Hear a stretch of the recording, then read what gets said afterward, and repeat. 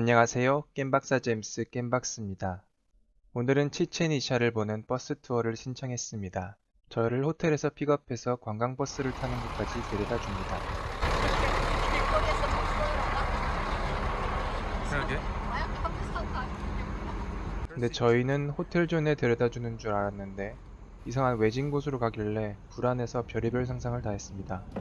버스에 올라보니 저희까지 해서 인원이 20명 가까이 됩니다.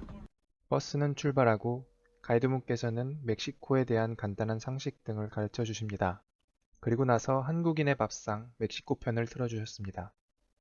최불암 선생님께서 멕시코 1세대 이민자분들의 삶을 살펴보는 뜻깊은 내용이었습니다. 그 다음으로는 배틀트립 칸쿤 편을 보았습니다. 해당 편에서는 강남과 이태군이 칸쿤에서 여행하는 내용이 나왔는데 칸쿤 올 인클루시브 호텔과 유원지 엑스플로어 그리고 치첸이샤 등이 나옵니다. 버스에는 화장실도 있습니다. 다만 주행 중에는 흔들려서 볼일 보기가 굉장히 까다로웠습니다. 첫 번째 목적지인 핑크 라군에 도착했습니다. 출발지에서 2시간 반쯤 걸렸습니다. 투어버스를 탔는데 우연찮게 와이프의 지인을 만났습니다. 저희보다 하루 앞서 칸쿤에 도착한 부부인데 혹시 만나려나 싶었는데 버스 투어에서 딱 만나게 된 것입니다. 이거는 삼각대가 없어. 관광객들은 대부분 신혼부부였습니다. 신혼부부들 생각이 다들 비슷비슷한지 커플템들을 맞춰 입은 사람이 많았습니다. 저희는 오늘 신혼여행을 위해 특별 구매한 커플 세트 신상 크록스를 신고 왔는데 정확히 똑같은 디자인을 신고 있는 부부가 있었습니다. 원하는 거 말고 특이한 거 살 걸 그랬네요. 이곳 핑크 라군은 플랑크톤 등의 작용으로 호수가 핑크빛으로 보인다고 합니다. 뭐 바람이나 날씨에 따라 다르다고 하는데 멀리서 볼 때는 잘 모르겠었는데 가까이서 보니 정말 핑크빛으로 보입니다.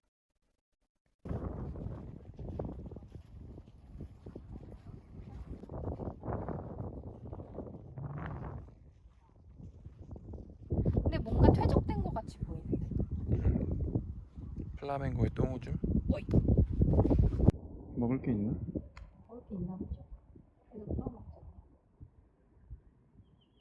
여기에 비쳐서 구름도 약간 비친 구름은 핑크로 보여. 그런데 암모니아 냄새가 아주 강하게 났습니다. 오줌 냄새. 어이. 이미가 오줌 쌌어? 아니 아니라 저거 봐, 구름이 약간 핑크로 보여. 무슨 화학작용 때문인 것 같습니다. 선글라스. 저 멀리 보이는 게 소금 광산입니다.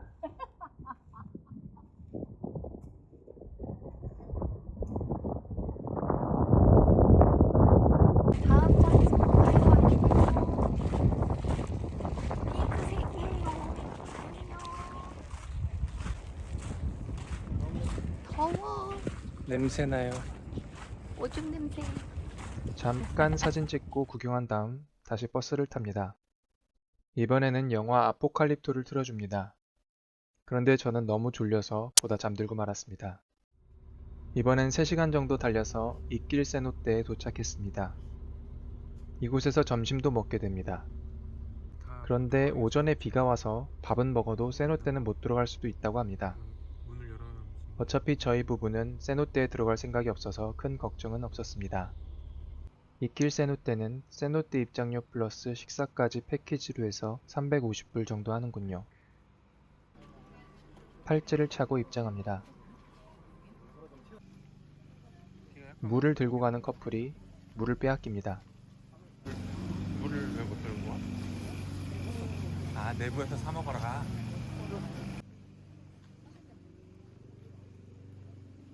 이때가 오후 1시쯤 된 것 같습니다. 드디어 식당에 도착했습니다. 잠깐만 많이 나는데? 입장하는데 락스 냄새가 강하게 납니다.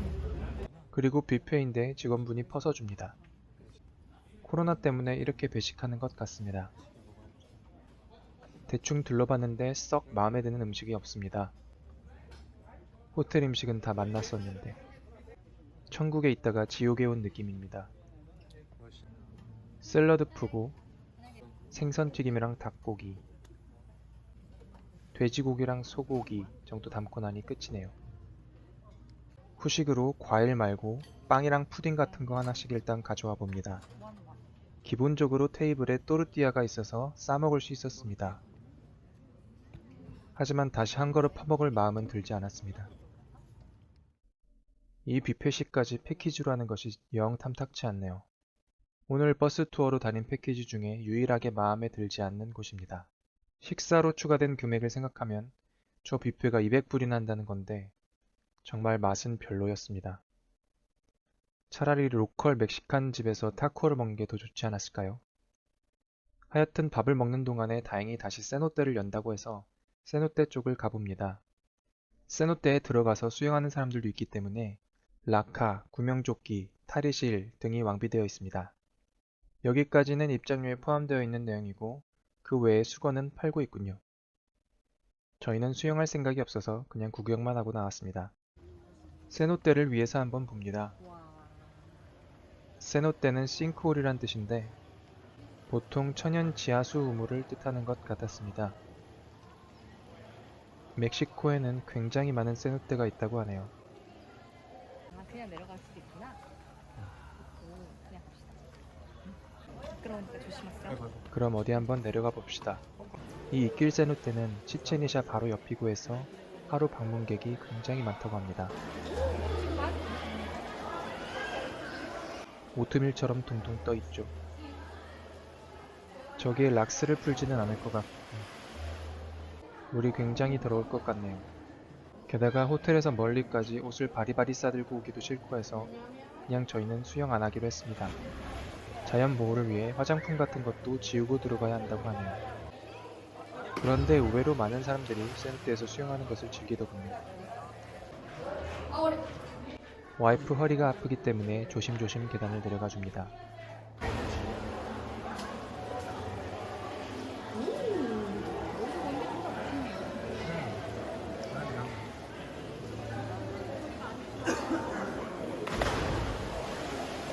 가까이서 보니 제법 넓습니다.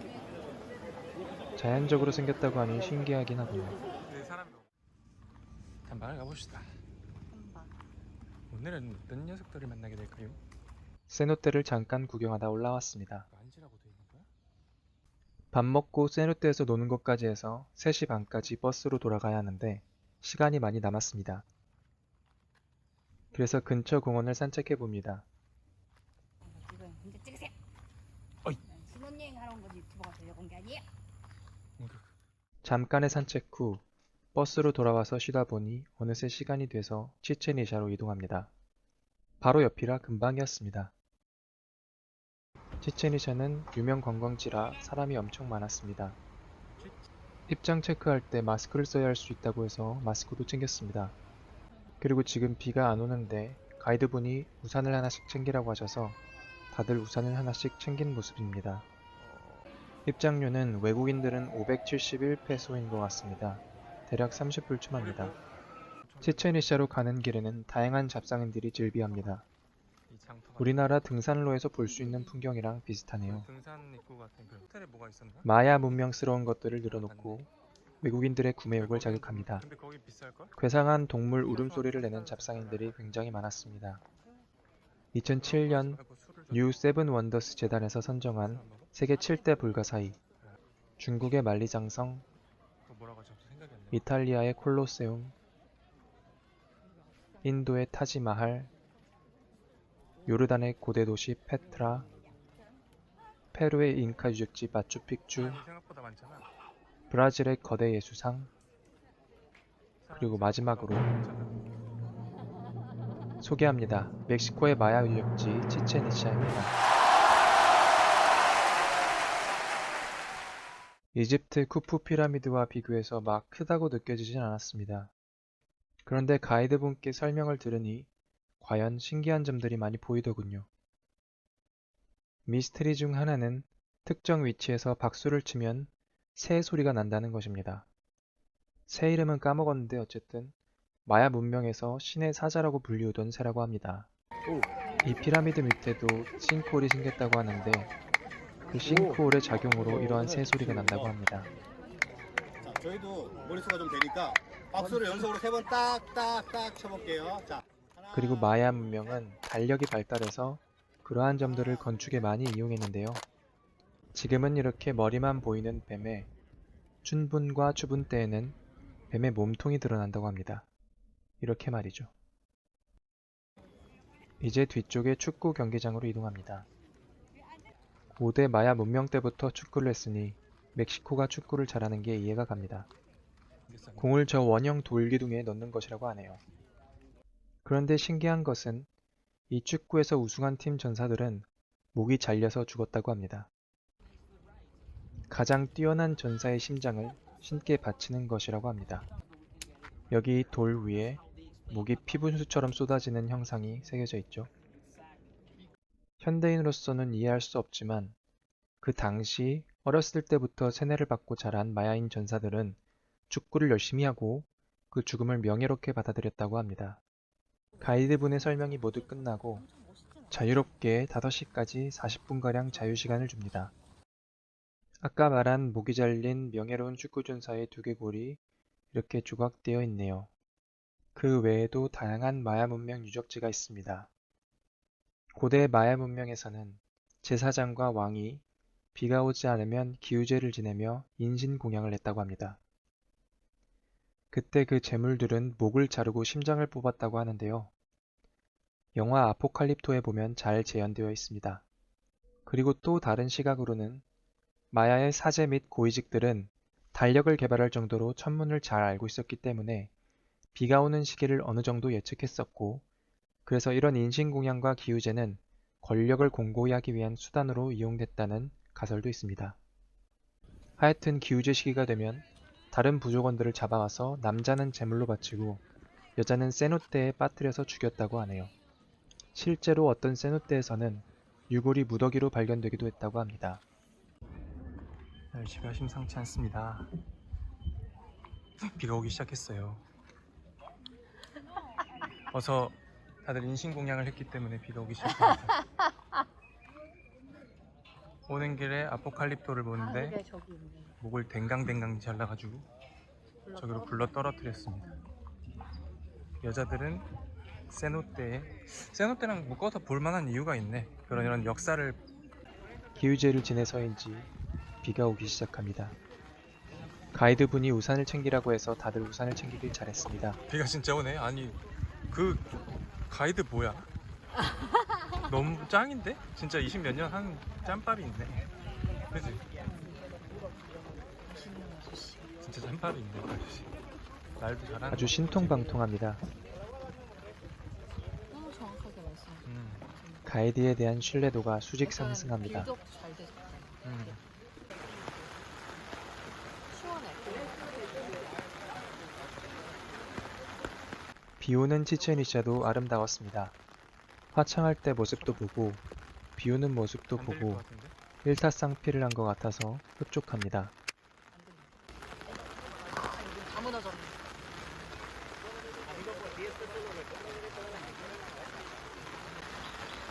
아, 근데 진짜 멋있다.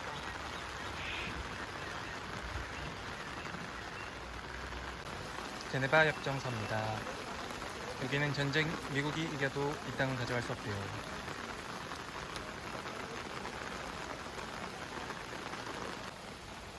이것은 유네스코 지정 1988년도 88 올림픽 때 이렇게 됐습니다. 5시가 다 돼서 버스로 돌아옵니다. 2시간 반 정도 버스를 타고 다시 칸쿤으로 돌아옵니다. 칸쿤에서 다시 수상한 곳에서 접선하듯이 차를 갈아타고 호텔로 돌아왔습니다. 락스 냄새가 나네. 오늘은 메이크업 룸을 부탁하고 나갔기 때문에 어떻게 정리됐나 한번 살펴봅니다. 이거 커피는 새로 채워줬어. 그리고 많이 채웠어. 커피 원래 있던 것보다 2배로 채웠어. 그리고 맥주도 채워줬고 스니커즈도 채워줬고 이상한 애플 주스가 생겼네요. 잠깐 쉬다가 9시에 예약한 엘도라도 스테이크하우스를 가기 위해 방을 나섭니다. 방에서는 제법 거리가 됩니다. 20분가량 걸어야 했습니다. 원더월이 나오고 있습니다.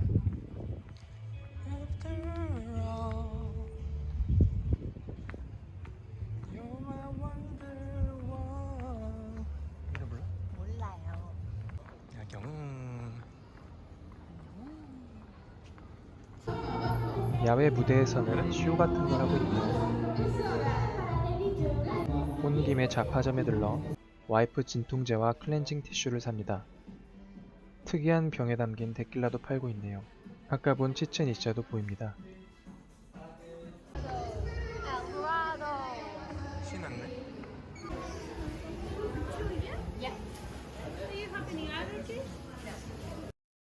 TRS 코랄 쪽 구역과는 다르게 그랜드 팔라디움 호텔 쪽은 사람이 바글바글합니다. 스테이크를 바로 즉석에서 굽는구만.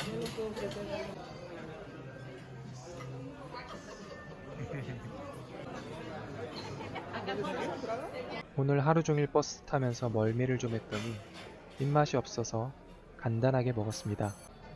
일단 식전주를 가볍게 먹어주고 에피타이저로는 양파 스프와 참치 타르타르를 먹었습니다.